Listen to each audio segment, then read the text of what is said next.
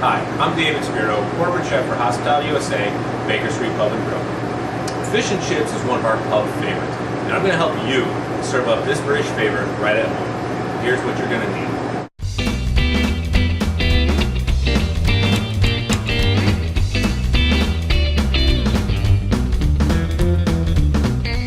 We're going to start out with 1 cup of all-purpose flour. We're going to go ahead and add our 1 teaspoon of baking powder. We're going to go ahead and add our 1 teaspoon of salt. Okay, this is just going to bring it up just a little bit, helping the rising process. We're going to add 1 cup of beer. Now you really want to use light beer, something just with good carbonation, not much flavor. And we're going to add 1 egg. Okay, we're just going to start by whisking it together. And what we should have is a nice smooth consistency as we go. We want to make sure that the beer batter has time to rise, so we're going to let this set. We want to make sure we're whisking out all the lumps as we're going. Some foam will come up to the top, but as it sits, it's going to go away. So here we go. We got a nice smooth beer batter, no lumps, and this is going to go on our fish as we're ready for the frying. What we do now is we have 2 stainless steel bowls. I have 1 cup of seasoned flour, salt, pepper, garlic powder.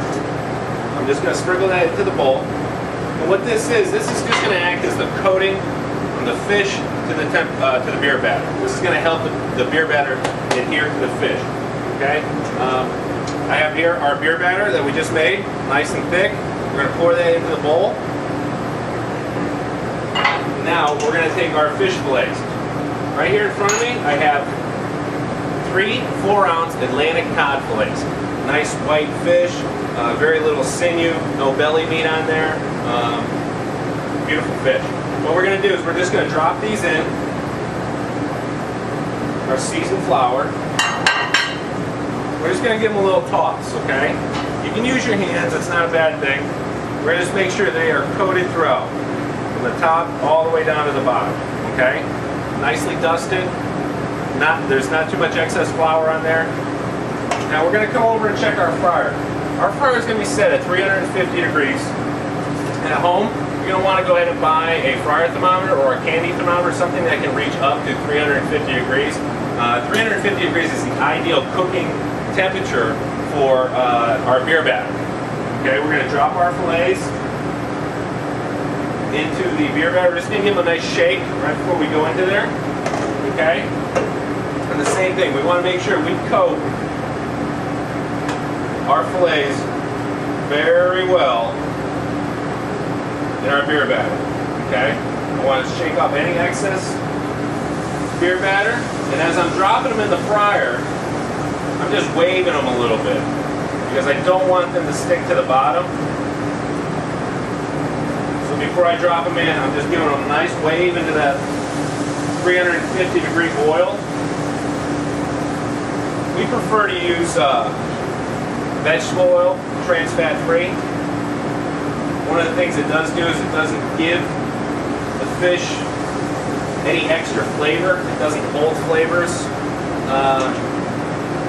well as it's frying. It's a clean oil when it fries. Okay? Our fish is frying, and what we want to do is just give them a nice flip in the oil, because the beer batter with its carbonation is very hollow, and the fish is going to want to tend to cook on one side. So we got to make sure we rotate them over, flip them over, so they're golden brown on both sides. Once my fish has created a skin or a nice crust, what I'm going to do is I'm going to take them out. I'm going to place them in a basket.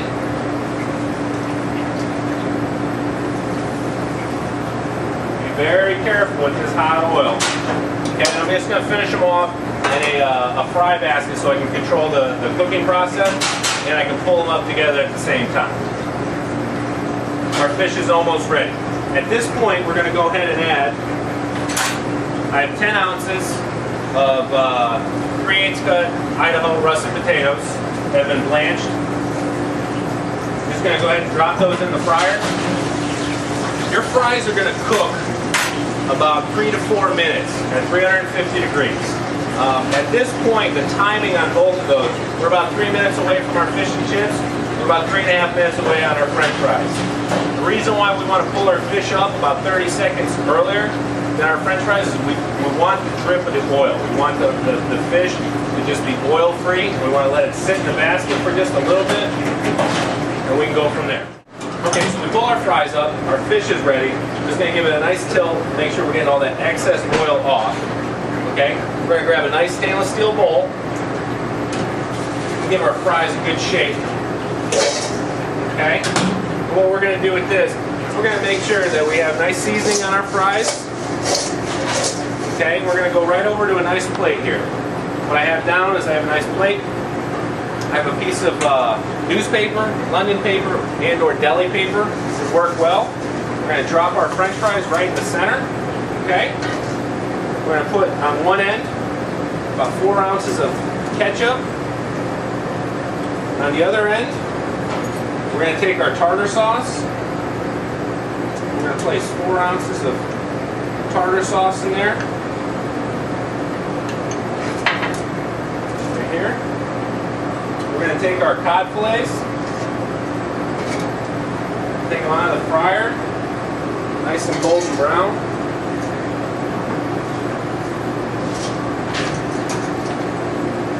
They actually smell great too.